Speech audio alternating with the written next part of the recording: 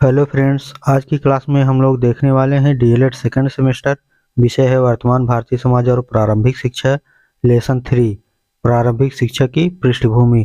इसके अंतर्गत हम लोग ने देखा प्राचीन काल, गुरुकुल एवं बौद्धकालीन शिक्षा क्या है, हम लोगों ने पढ़ लिया है। आज लेक्चर 2 लेंगे इसी टॉपिक पर, मध्यकालीन शिक्षा, मुगलकालीन शिक्षा के बारे में। यह जो है मुगलकालीन शिक्षा दोस्तों 1200 ईस्वी से स्टार्ट हुआ और 1700 ईस्वी तक चला। तो चलिए स्टार्ट करते हैं हम अपने वीडियो को।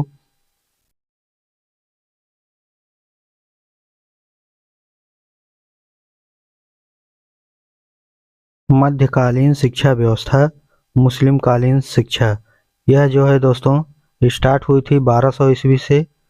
1200 ईस्वी से स्टार्ट हुई और 1700 ईस्वी तक यह जो है चला। 1700 ईस्वी तक दोस्तों यह जो है चला था। तो चलिए इसको हम जान लेते हैं दोस्तों। भारत की समृद्धि और संस्कृति हमेशा से विदेशी आक्रामताओं के लिए आकर्षण का केंद्र रही हैं। विदेशी लोग जो है भारत पर आक्रमण करते रहे हैं और 8वीं शताब्दी में इस्लाम के आगमन के साथ भारतीय शिक्षा भी प्रभावित हुई। जो 8वीं शताब्दी था उसमें जो है इस्लाम जो है भारत आए और उससे जो है शिक्षा व्यवस्था प्रभावित हुई। इस्लामी शिक्षा का आधार भी धर्म था। ठीक है, तो धर्म जो है इस्लाम, लोग अपने धर्म की प्रचार के लिए यहाँ भारत आते थे। मुस्लिम शासकों ने शिक्षा को बढ़ावा देने के लिए मकतब और मदरसों की स्थापना की। तो भारत में आकर के मकतब और मदरसे स्थापना की और उसमें जो है धर्म प्रचार का प्रचार करते थे। ठीक है, तो आइए शिक्षा का अर्थ जानते हैं। मुस्लिम सभ्यता और संस्कृति के अनुसार दी जाने वाली शिक्षा को मुस्लिम शिक्षा कहा जाता है, जिसमें धार्मिक, साहित्यिक, व्यावसायिक और प्रशासनिक शिक्षा शामिल थी। तो जो उन्होंने मकतब और मदरसे बनाए थे उनमें क्या करते थे, उन्होंने धार्मिक शिक्षा, साहित्यिक और व्यावसायिक और प्रशासनिक शिक्षा उसमें देते थे। उद्देश्य है इस्लाम धर्म व संस्कृति का प्रचार। तो जो उन्होंने जो पढ़ाई कराते थे उनका उद्देश्य था इस्लाम धर्म का प्रचार करना और संस्कृति का प्रचार करना। शिक्षा के माध्यम से इस्लाम के सिद्धांतों और प्रथाओं का प्रचार किया जाता था।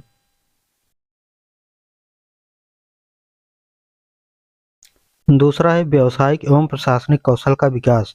शासन को सुदृढ़ बनाने के लिए योग्य व्यक्तियों को प्रशिक्षित किया जाता था। और तीसरा है सामाजिक और राजनीतिक नियंत्रण। शिक्षित वर्ग को प्रशासन, न्यायपालिका और सेना में उच्च पद दिए जाते थे। चौथा है शारीरिक एवं भौतिक उन्नति। शिक्षा के माध्यम से उच्च पद, सम्मान और धन प्राप्त किया जा सकता था। पांचवा है ज्ञान प्रसार।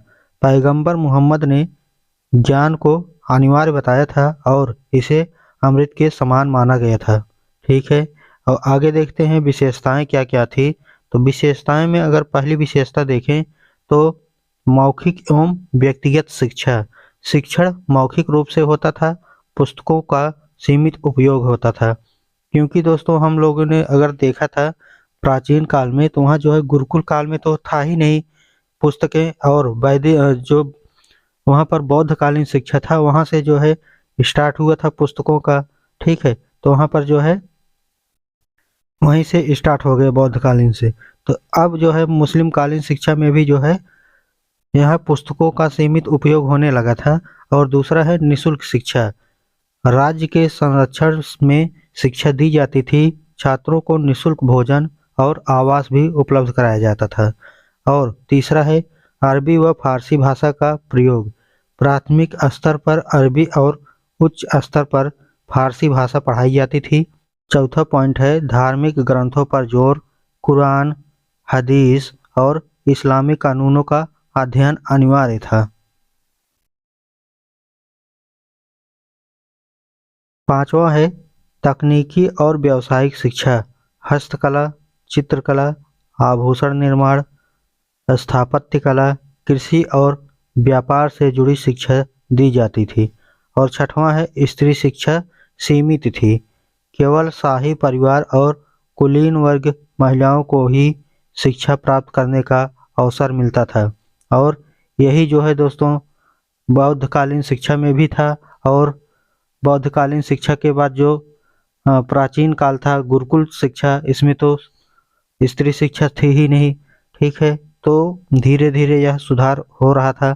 और सातवां है ललित कलाओं का विकास। संगीत, चित्रकला, स्थापत्य कला और अन्य कलाओं को उच्च स्तर पर प्रोत्साहित किया गया।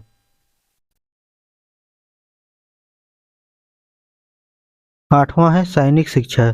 सैनिक शिक्षा में जो है तलवारबाजी, घुड़सवारी, तीरंदाजी और युद्ध कला शिक्षा दी जाती थी।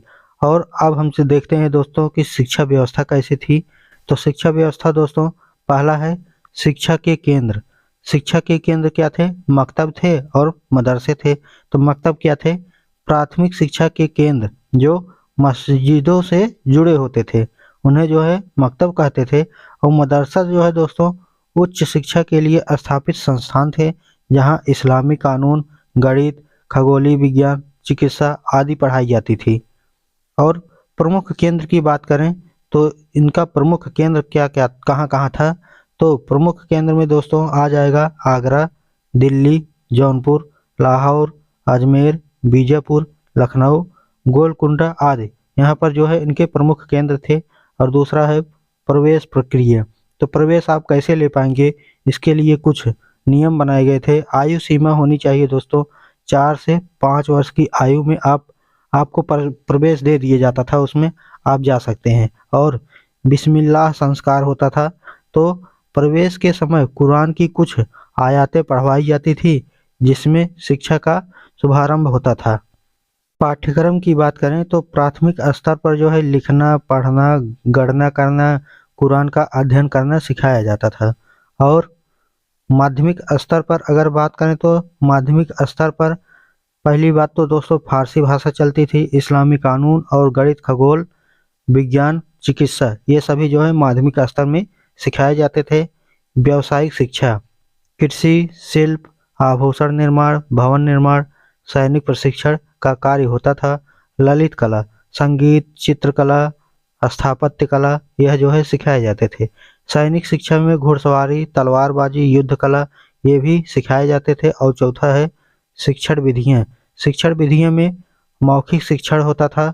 मौखिक शिक्षण में क्या होता था कि छात्र रट कर पढ़ाई करते थे, पुस्तकों का उपयोग सीमित था। और व्याख्यान पद्धति, शिक्षक स्वयं पाठ समझते थे और उसे छात्र दोहराते थे। ठीक है, तो शिक्षक जो है जो बोलते थे वही छात्र दोहराते थे। और पांचवा है परीक्षार्थी प्रणाली। जो परीक्षार्थी प्रणाली था दोस्तों, परीक्षा की कोई विकसित प्रणाली नहीं की गई थी कि कैसे एग्जाम देना है, क्या करना है। ठीक है, तो शिक्षक के संतोष आधार पर छात्र को अगली कक्षा में भेज दिया जाता था। तो वह जो पूछ लेते थे प्रश्नों को, और अगर उत्तर दे दिए तो अगर संतुष्ट हो गए टीचर तो उनको आगे के कक्षा में भेज दिया जाता था। अगर असंतुष्ट है तो उसी में रहने दिया जाता था।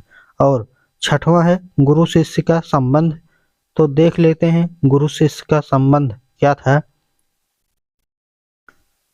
उस्ताद अर्थात गुरु को उच्च सम्मान प्राप्त था और छात्रों को उनका पूर्ण आदर करना होता था।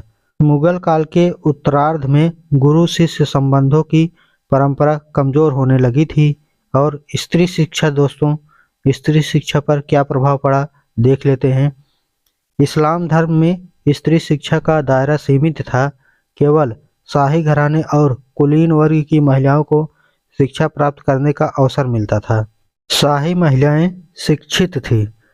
रजिया सुल्तान, गुलबदन बेगम, जहां आरा और जैमुस सिन्हा जैसी महिलाएं शिक्षित थी। शिक्षा के विषय क्या क्या थे? तो कुरान थे, संगीत, नृत्य, सिलाई बुनाई, कढ़ाई, युद्ध कला सिखाई जाती थी। ठीक है, युद्ध कला भी सिखाई जाती थी उसमें। तो आगे देखते हैं दोस्तों व्यावसायिक शिक्षा क्या क्या थे।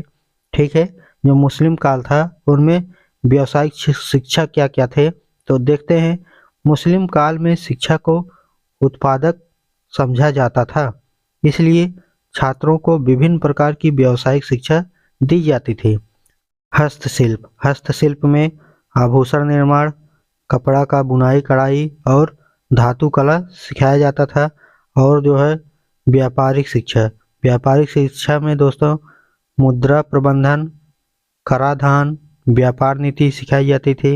नैतिक प्रशिक्षण, घुड़सवारी, युद्ध कला, किले निर्माण का कार्य सिखाया जाता था। ललित कला और स्थापत्य शिक्षा, इसमें अगर बात करें दोस्तों, मुस्लिम शासकों को कला से विशेष प्रेम था। संगीत, चित्रकला और स्थापत्य कला को बढ़ावा दिया गया। अगला है चित्रकला। चित्रकला में दोस्तों फारसी और मुगल चित्रकला का विकास किया गया। और संगीत, संगीत में जो है अकबर के दरबार में तानसेन जैसे प्रसिद्ध संगीतकार थे। ठीक है, तो जो अकबर थे उनके दरबार में तानसेन जो है क्या थे, प्रसिद्ध संगीतकार थे। और स्थापत्य कला, स्थापत्य कला में ताजमहल, कुतुब मीनार, लाल किला जैसी महान इमारतों का निर्माण हुआ। और सैनिक शिक्षा में बात करें तो चूंकि शिक्षा का एक लक्ष्य शासन का सुदृढ़ीकरण भी था, इसलिए जो है छात्रों को युद्ध कला सिखाई जाती थी, जैसे घुड़सवारी हो गई, तलवारबाजी हो गई, तीरंदाजी हो गई। ठीक है दोस्तों, तो ये जो है सिखाई जाती थी मुस्लिम कालीन शिक्षा में। तो दोस्तों वीडियो कैसा लगा हमको बताइएगा कमेंट में। कोई सुझाव हो तो हमें कमेंट कीजिएगा। टेलीग्राम पर मैसेज कर सकते हैं, टेलीग्राम ज्वाइन कर लीजिएगा, वहाँ पर PDF मिलते हैं। ठीक है, और वीडियो पसंद आए तो दूसरों को शेयर भी कर दीजिएगा। ठीक है दोस्तों, चलिए अगले के वीडियो में हम फिर मिलते हैं एक नए लेक्चर के साथ।